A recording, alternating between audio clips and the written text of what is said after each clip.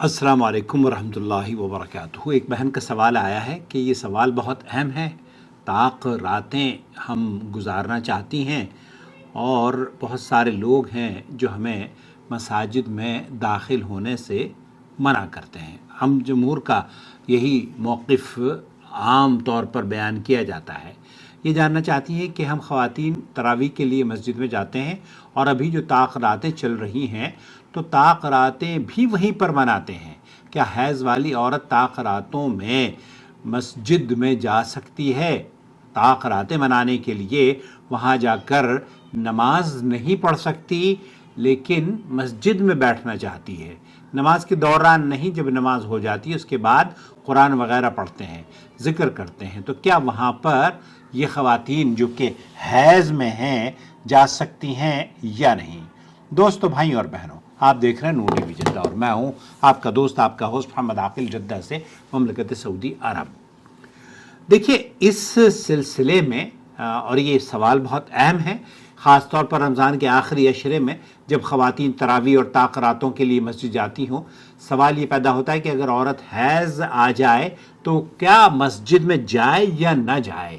یہ مسئلہ دراصل اہل علم کے درمیان اختلافی مسئلہ ہے، اس لیے اسے سمجھنے کے لیے پوری بات اور دلائل کے ساتھ آپ کو سمجھانا بے حد ضروری ہے تاکہ آپ کی بات سمجھ میں آ سکے اور آپ اس ویڈیو کو کسی کو بطور دلیل بھی پیش کر سکیں۔ سب سے پہلی بات یاد رکھیں کہ حیض کا خون نجس ہوتا ہے، لیکن اس کا یہ مطلب ہرگز نہیں ہوتا کہ عورت کا پورا جسم ہی نجس ہو جاتا ہو۔ شریعت نے اس کی بڑی واضح وضاحت کی ہے اور اس سلسلے میں ایک خوبصورت واقعہ بھی حضرت عائشہ رضی اللہ تعالی عنہا کا موجود ہے۔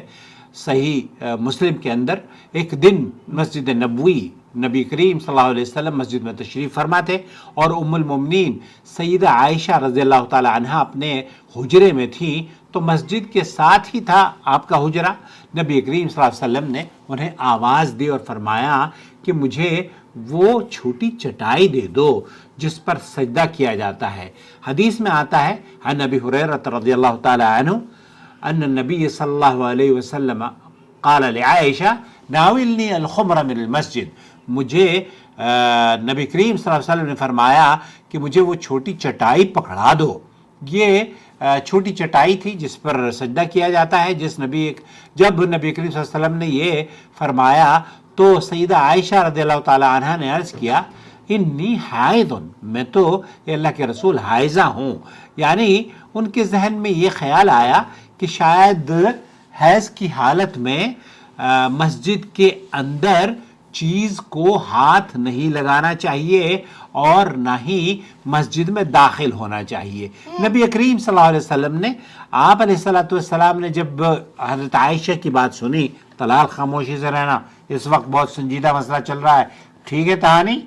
اور آپ بھی کیا نام ہے آپ کا؟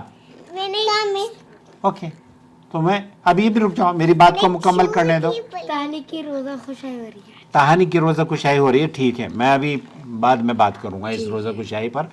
تو جب نبی کریم صلی اللہ علیہ وسلم سے حضرت عائشہ نے فرمایا کہ انی حائض، میں حائضہ ہوں، تو آپ علیہ السلام نے ایک جملہ فرمایا اور وہ ہماری عورتوں کو اس جملے سے بڑی راحت ملے گی۔ جی ہاں، آپ علیہ السلام نے فرمایا ان حیضتک لیست فی یدک، اللہ کے رسول صلی اللہ علیہ وسلم فرماتے ہیں کہ تمہارا حیض تمہارے ہاتھ میں تو نہیں ہے۔ تو گویا اس سے یہ پتہ چلتا ہے کہ حیض کا جو خون ہے وہ دراصل شرمگاہ سے نکلتا ہے، یعنی حیض کا خون پورے جسم میں نہیں ہوتا، صرف شرمگاہ سے نکلتا ہے، اس لیے عورت کا باقی جسم ناپاک نہیں ہوتا۔ اسی لیے سیدہ عائشہ رضی اللہ تعالیٰ عنہ نے اپنا ہاتھ بڑھایا اور وہ چٹائی نبی کریم صلی اللہ علیہ وسلم کو دے دی۔ اس وجہ سے فقہا کے یہ اصول بنایا فقہا نے کہ دم الحائض نجس، ایک تو یہ کہ حیض کا خون نجس ہے، لیکن جسم کے وہ حصے جہاں حیض نہیں ہوتا ان پر نجاست کا حکم نہیں لگایا جا سکتا، اور یہی وجہ ہے کہ حائض عورت کھانا بنا سکتی ہے، روٹی پکا سکتی ہے، گھر کا کام کاج کر سکتی ہے، پاک چیزوں کو ہاتھ لگا سکتی ہے، اور حتیٰ کہ نبی کریم صلی اللہ علیہ وسلم کے ساتھ آپ اپنی بیویوں سے حیض کے دنوں میں قربت بھی حاصل کیا کرتے تھے، تو اس کا پورا جسم ناپاک نہیں ہوتا۔ لیکن اب سوال یہ پیدا ہوتا ہے کہ کیا مسجد میں داخل ہونے کا کیا حکم ہے؟ اس مسئلے میں علماء کے دو اقوال پائے جاتے ہیں۔ پہلا قول یہ ہے کہ حائضہ عورت مسجد میں نہ جائے اور وہاں نہ بیٹھے۔ اس قول کی وہ دلیل پیش کرتے ہیں کہ انی لا احل المسجد لحائض ولا جنب، میں مسجد کو حائضہ اور جنبی کے لیے حلال نہیں کرتا۔ اسے امام ابو داؤد نے نقل کیا ہے۔ اس بنا پر بہت سے علماء کا موقف یہ ہے کہ شیخ ابن باز، شیخ عثیمین وغیرہ کا، کہ حائضہ عورت مسجد میں نہ بیٹھے۔ اکثر اہل علم چونکہ اسی پر فتویٰ دیتے ہیں بر صغیر میں بھی، اسی لیے یہی رجحان پایا جاتا ہے۔ دوسری جانب ایک بڑا طبقہ ہے علماء کا، شیخ مصطفیٰ العدوی بڑے معروف عالم دین ہیں، مصر کے سلفی علماء ہیں، ان سے یہ سوال پوچھا گیا تو انہوں نے کہا کہ اگر یہ حدیث صحیح ثابت ہو جاتی تو اختلاف ختم ہو جاتا۔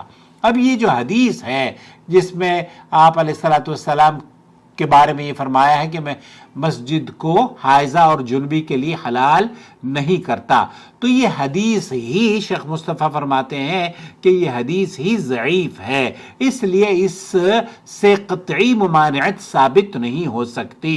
اور شیخ یہ فرماتے ہیں کہ اگر یہ حدیث صحیح ثابت ہو جاتی تو پھر تو نزاع ختم ہو جاتا، پھر تو اختلاف ختم ہو جاتا، لیکن چونکہ اس کی سند میں کلام ہے اس لیے بعض علماء نے مسجد میں داخل ہونے کی اس حدیث کی ضعف ہونے کی وجہ سے گنجائش دی ہے۔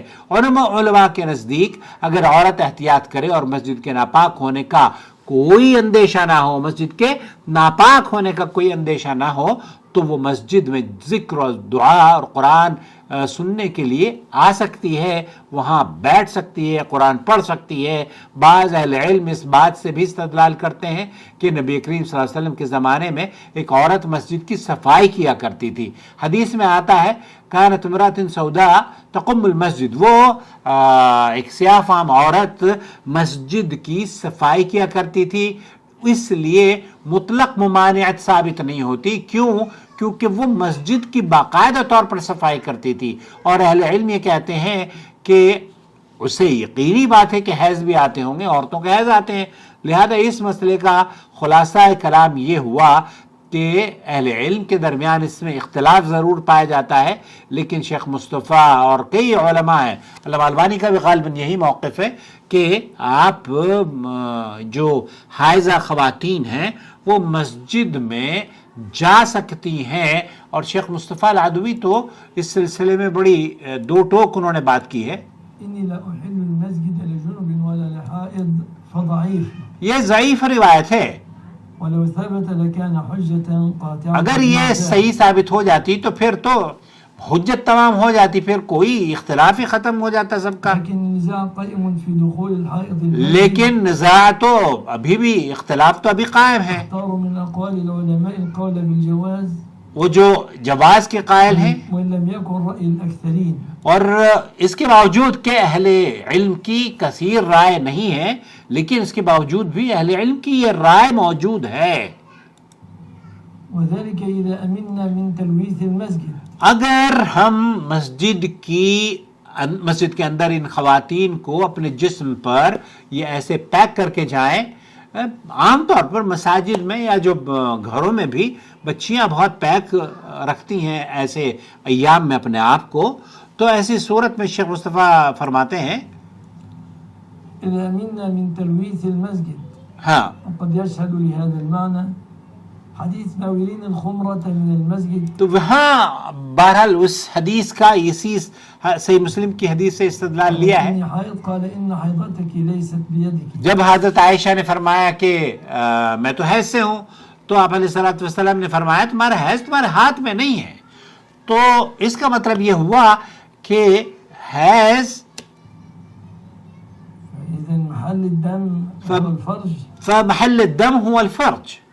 دیکھیے، جو خون جہاں سے نکلتا ہے، جو جسم کا حصہ ناپاک ہے اور جس سے شوہر کو قربت حاصل کرنے کا بھی منع کیا گیا ہے کہ اس حصے سے آپ حیض میں قربت نہ حاصل کریں، تو وہ شرمگاہ ہے۔ اس لیے شرمگاہ سے شرمگاہ کے علاوہ پورا جسم اس کا نجس نہیں ہے۔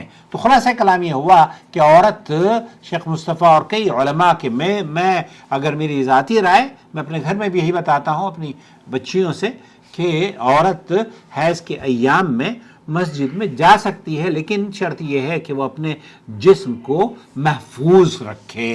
امید وضاحت ہو گئی ہوگی۔ اللہ تعالیٰ آپ کے صیام اور قیام کو قبول فرمائے، اور مبارک راتوں میں جب آپ اپنے لیے دعا کریں، ہماری اس کاوش کے لیے، ہمارے چینل کے لیے بھی دعا کریں، اللہ رب العالمین اسے ترقی عطا فرمائے اور لوگوں کے لیے قرآن و سنت پر چلنے کا اسے سبب بنا دے۔ والسلام علیکم ورحمۃ اللہ وبرکاتہ۔